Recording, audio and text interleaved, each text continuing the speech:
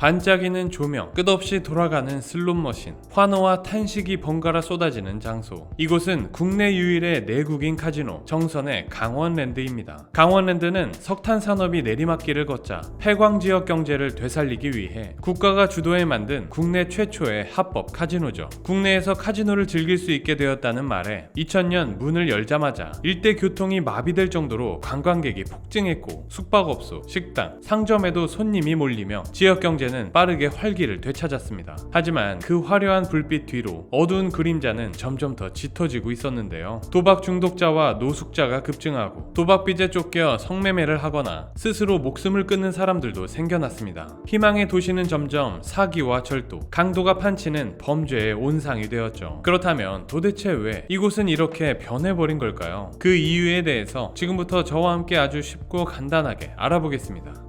강원랜드 주변엔 뿌연 먼지를 뒤집어 쓴 고급 외제차가 곳곳에 방치되어 있습니다. 어느 차량 안에서는 시체가 발견됐다는 흉흉한 소문까지 돌고 있는데요. 대부분 카지노 이용객들의 차량인데 알고 보니 이 차들은 도박 자금을 빌리며 담보로 맡긴 후 결국엔 찾아가지 못한 것들입니다. 차주는 연락이 두절되고 이 차들 중 상당수는 대포차로 불법 거래되며 범죄에 쓰이거나 밀수출이 되는 상황이라고 합니다. 그리고 강원랜드 주변을 둘러보면 일대엔 전당포 간판이 질비한데요. 돈과 인생이 저당 잡히는 곳이죠. 이곳의 대출 이자율은 선이자 10%를 떼고 열흘마다 단리 10%, 즉 1000만원을 빌리면 100만원 선이자를 내고 10일 후 이자 100만원을 더 내야 합니다. 원금을 갚지 못하면 열흘마다 100만원씩 이자가 계속 붙습니다. 연이율로 환산하면 365%, 법정 최고 이자율 20%를 한참 넘죠. 이 정도면 불법 고리사채업 수준인데요. 이곳 전당포들이 이중계약서를 통해 단속을 피하며 불법 대출을 이어가고 있다는 건 누구나 알고 있는 공공연한 비밀입니다. 이 말도 안 되는 이자율로 대체 누가 돈을 빌릴까 싶지만 도박에 눈이 멀어 본전 생각이 간절한 이들은 조건을 따질 겨를 없이 돈을 빌려간다고 합니다. 몇 시간만 빌려서 한탕 크게 하면 금방 갚을 수 있을 거라 믿기 때문입니다. 그렇게 마지막으로 딱 한 번만 더를 외치며 사람들은 도박의 늪에서 빠져나오지 못합니다.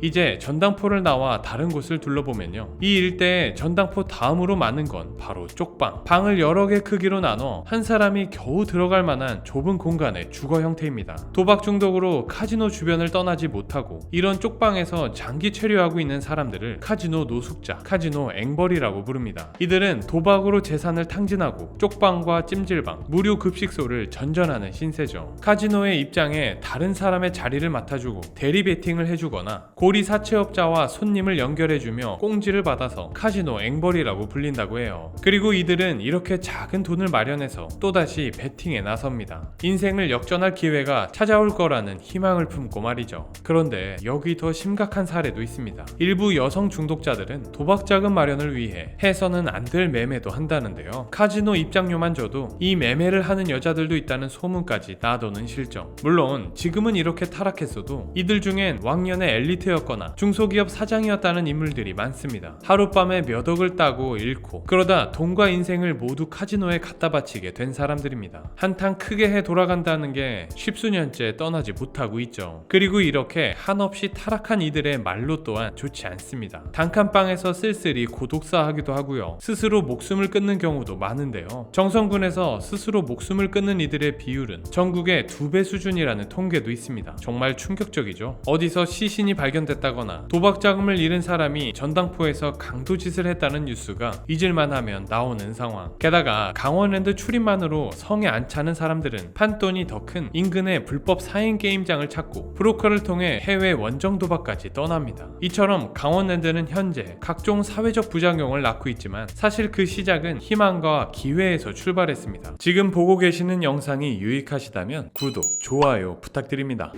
과거 1970년대 강원도 인근 지역은 지나가던 개도 만원짜리를 입에 물고 다닌다고 할 정도로 호시절을 누렸습니다. 석탄 산업 전성기였던 그 시절 탄광 지역으로 돈과 사람이 모여들었기 때문이죠. 하지만 1989년 석탄 산업 합리화 정책이 시작되며 모든 게 바뀌었습니다. 석탄 산업 합리화 정책은 에너지원이 석탄에서 석유, 천연가스로 점차 이동하던 시기에 정부가 더 이상 고비용 저효율의 석탄 산업을 유지하는 게 비효율적이라 판단해 탄광을 폐쇄하고 석탄 산업을 정리하기 시작한 걸 말합니다. 그렇게 탄광이 문을 닫으며 이곳 탄광 지역은 실업률이 급증하고 인구가 급격히 감소하는 현상이 나타났죠. 이때부터 지역 경제는 붕괴되기 시작했습니다. 그리고 이를 해결하기 위한 대책으로 등장한 게 바로 강원랜드 카지노 설립이었는데요. 1998년 설립된 강원랜드는 공기업 형태입니다. 즉 단순히 돈을 벌기 위한 민간 카지노가 아니라 폐광 지역을 살린다는 공적 목적으로 국가 주도하에 설립이 된 거죠. 그리고 2000년 국내 최초 합법 카지노가 마침내 문을 열게 됩니다. 영상 초반에 살펴봤듯 개장과 동시에 카지노는 문전성시를 이루었습니다. 이후 2003년엔 카지노 규모를 확장하고 호텔, 콘도, 골프장, 스키장 등 부대 시설을 지어 종합 리조트로 성장했죠. 특히 강원랜드는 국내 카지노 중 유일하게 내국인 출입이 가능한 곳이다 보니 전국의 관광객이 이곳으로 몰려들었습니다. 이로 인해 인구가 줄던 폐광 지역에 유동 인구가 늘고 카지노 개장 후 숙박, 식당 등 서비스업도 덩달아 성장했고 부동산 가격도 올랐죠. 관광 산업과 연계된 산업들이 발전하며 고용 창출과 지역 경제 활성화라는 경제적 성과를 이뤄냈습니다. 그렇게 강원랜드는 2009년 연 매출 1조를 돌파했고 수익금 일부를 폐광 지역 개발 기금으로 환수하며 지역의 도로, 학교, 의료시설 개선과 장학사업, 복지사업에 사용됐는데요. 이 같은 효과를 거두자 사람들은 강원랜드를 폐광촌의 기적, 황금알을 낳는 거위라 여겼습니다. 하지만 이렇게 화려한 기적 이면에서 부작용도 점점 나타나기 시작했습니다. 내국인 출입이 허용되다 보니 이는 결국 해외 관광객이 아닌 자국민을 대상으로 수익을 내는 구조가 된 강원랜드. 누구나 신분증만 있으면 입장이 가능하니 도박 중독에 쉽게 노출될 수 있는 환경이 만들어졌습니다. 아이러니하게도 도박 중독자들이 돈을 잃을수록 카지노는 더 많은 수익을 올렸고 도박 중독자들에 의해 지역 경제가 떠받쳐지는 구조가 되었죠. 어찌 보면 애초부터 카지노로 공익과 수익을 동시에 추구하겠다는 것 자체가 본질적으로 충돌할 수밖에 없는 지점이었는지도 모릅니다. 그리고 강원랜드 주변으로 퇴폐업소, 불법 대부업자, 불법 매매 알선 업체 등 각종 불법 산업이 몰려들기 시작했는데요. 사실 이는 전 세계 모든 카지노 지역에서 나타나는 공통된 현상이기도 합니다. 하지만 강원랜드는 지방 외딴 폐광지대에 위치해 있다는 점에서 상황은 더 심각해졌죠. 접근과 감시가 어렵고 지역 경제 자체가 카지노와 중독자들의 지나치게 의존한 탓에 쉽게 통제력을 잃고 방치되고 말았습니다. 그 결과 앞서 얘기한 것처럼 도박 중독자, 장기 체류자들이 늘어났고 불법 고리 대출이 성행하며 도박 빚에 쫓긴 사람들이 강도, 절도 범죄에 내몰리는 악순환이 이어졌습니다. 공익을 위해 세워졌다는 공기업이 결국 사람들의 삶을 무너뜨리는 장본인이 되어버린 현실. 강원랜드가 마주한 뼈아픈 지점이죠. 그렇다면 이런 상황에서 정부와 강원랜드는 어떻게 대응하고 있을까요? 사회적 부작용이 본격화되자 강원랜드 측은 부랴부랴 도박 중독 예방과 관리 시스템을 도입합니다. 도박 중독 예방 교육과 중독 상담, 치료 프로그램을 운영하고 출입 제한 제도도 시행하는데요. 내국인은 월 15일까지만 출입할 수 있도록 제한하고 도박 중독 위험이 높다고 판단될 경우 가족 또는 본인이 스스로 영구 출입 제한을 신청할 수 있는 제도도 마련했습니다. 하지만 이런 제도가 실제 얼마나 효과가 있는지에 대한 의문은 계속 제기되고 있습니다. 왜냐하면 출입 제한 대부분이 본인 신청에 의존하고 있고 신청을 하지 않으면 중독 위험군도 자유롭게 출입할 수 있기 때문인데요. 즉 도박자 스스로가 자신을 통제해야만 하는 겁니다. 게다가 타인의 명의를 빌려 우회 입장을 하는 꼼수도 판치고 있는 현실입니다. 그리고 사실 애초부터 이 모델 자체가 도박으로 수익을 내는 시스템이다 보니 중독자를 막는 순간 매출도 함께 줄어드는 근본적인 모순에 부딪히게 됩니다. 한마디로 강력한 중독 방지책을 두면 수익은 떨어지고 수익을 유지하려면 중독자들을 단골 손님으로 둘 수밖에 없는 구조인 거죠. 이게 바로 강원랜드가 공익성과 수익성을 동시에 추구하며 빠진 딜레마입니다. 게다가 강원랜드 규제 얘기가 나오면 정선 주민들과 상인들은 거세게 반발하기도 합니다. 규제는 곧 매출 감소로 이어질 게 뻔하니까요.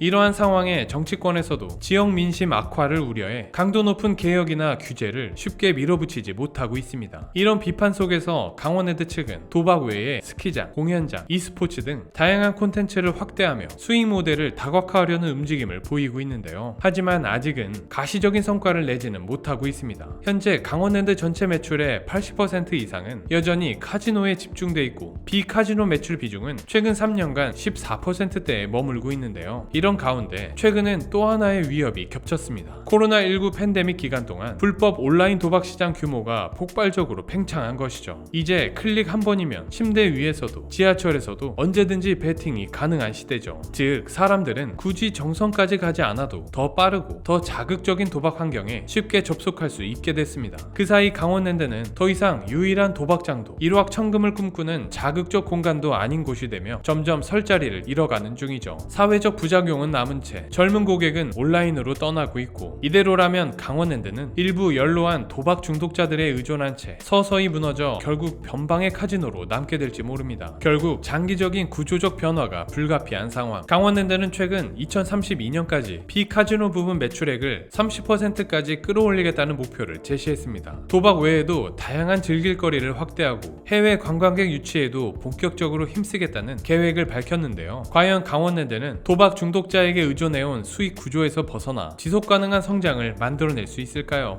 지금까지 강원랜드의 화려한 성공 신화와 그 이면에 가려진 그림자, 그리고 공익과 수익 사이에서 흔들리는 구조적 딜레마를 살펴봤는데요. 강원랜드가 제2의 라스베이거스로 도약할 수 있을지, 아니면 점점 존재감이 희미해지는 변방의 도박장으로 남게 될지, 그 미래는 더 지켜봐야겠습니다. 오늘은 여기까지고요. 지금까지 지식세포였습니다. 감사합니다.